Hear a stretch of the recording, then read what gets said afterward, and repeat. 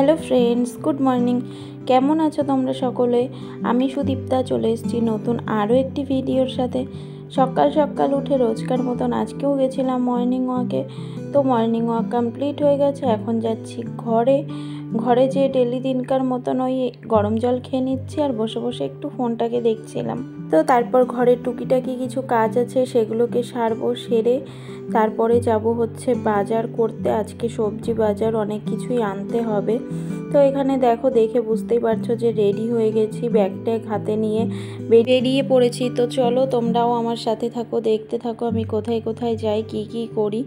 ঘরে দরজাটা টেনে দিয়ে বেরিয়ে যাচ্ছি। ওদিকে মাম্মাম আর মাম্মামের বাবাও চলে গেছে নিচে। এখন হচ্ছে যাচ্ছি, যেতে যেতে রাস্তায় একটু চা বিস্কিট খেয়ে নিচ্ছি, কারণ সকাল থেকে কিছুই খাওয়া হয়নি। আর একটু মনে হলো যে একটু চা খাই, তারপরে অন্য কিছু একটু ব্রেকফাস্ট তো করবো। আর এখানটায় বিস্কুট নেওয়ার জন্য মাম্মামকে কত সাজছিলাম, কিন্তু ও কিছুতেই নিচ্ছিল না। ওর বাবাও দিল, তবুও নিল না।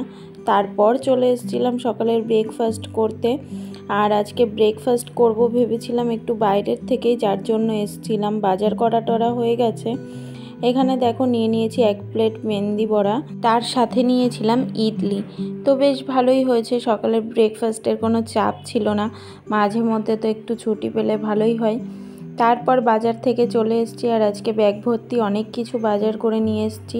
সবজির যা বিশাল দাম বেড়েছে, সবজি খাওয়াই মুশকিল হয়ে গেছে। তো এখন সব ব্যাগ থেকে বার করে নিচ্ছি। আর ভীষণ গরম লাগছিল। আজকে একটু রোদ্দুর উঠেছে বহুত দিন পর, ভীষণ ভালোও লাগছিল বাইরের ওয়েদারটা।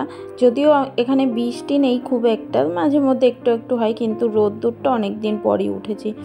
এখানে এনেছিলাম বেগুন, ভেন্ডি, উস্তে, কাঁচা লঙ্কা, আদা, শসা, ওল, একটা পেয়ারা। এই পেয়ারাটার দাম না 25 টাকা নিয়েছে।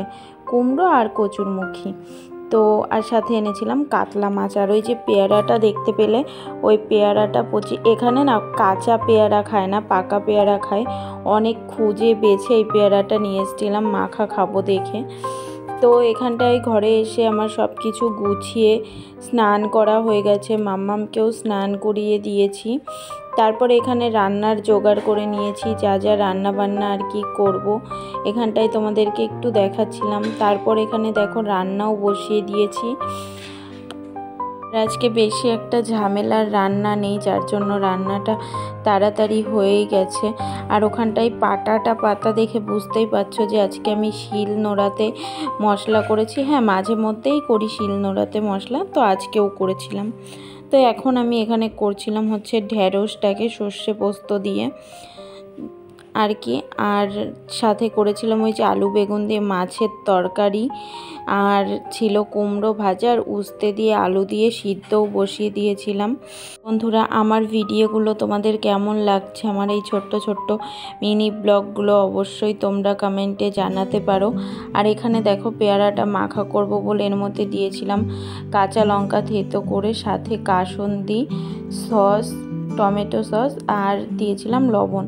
তো দিয়ে এটাকে সুন্দর করে মাখিয়ে নিয়েছিলাম, একদম দোকানে মাখানোর মতন খেতে হয়েছিল, ভীষণ ভালো লেগেছিল।